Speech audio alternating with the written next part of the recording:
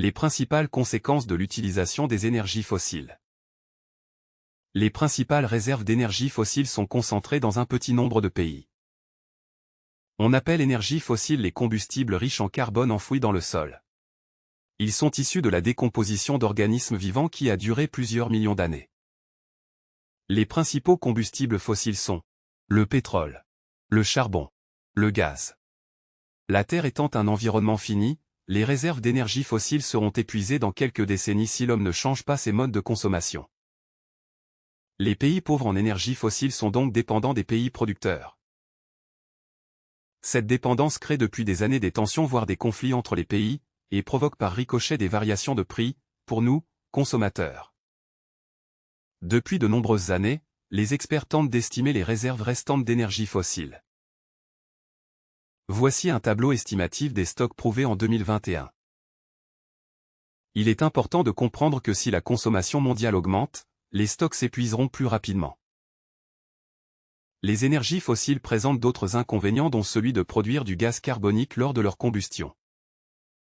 Le réchauffement climatique est en lien avec les énergies fossiles. Les végétaux et les océans ne sont pas en mesure d'absorber cette surproduction de gaz carbonique, le laissant dans l'atmosphère. La chaleur provenant du soleil s'y trouve piégée par le renforcement de l'effet de serre.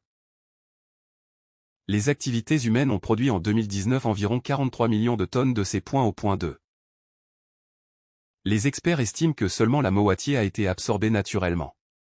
L'autre moitié reste dans l'atmosphère et participe au réchauffement. À partir de ces constats, le concept de développement durable a émergé il y a une trentaine d'années. Les observateurs du climat ont mis en évidence que depuis plus d'un siècle la température moyenne sur Terre augmente.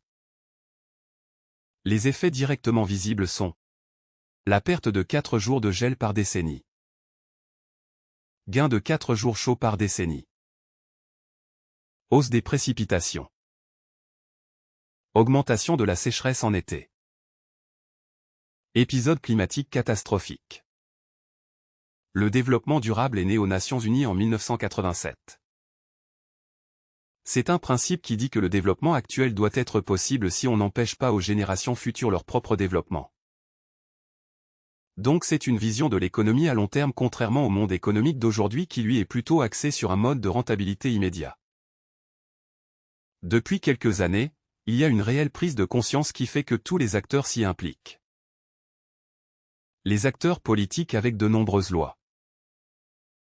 Les acteurs économiques. Les acteurs individuels en consommant moins, ou en réutilisant. Le développement durable repose donc sur 3 piliers.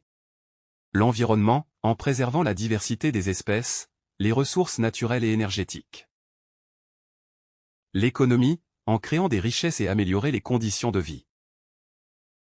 La société, en satisfaisant des besoins en santé, en éducation, en habitat, en emploi et en équité. Pour être efficace, les principes du développement durable demandent une implication à tous les niveaux.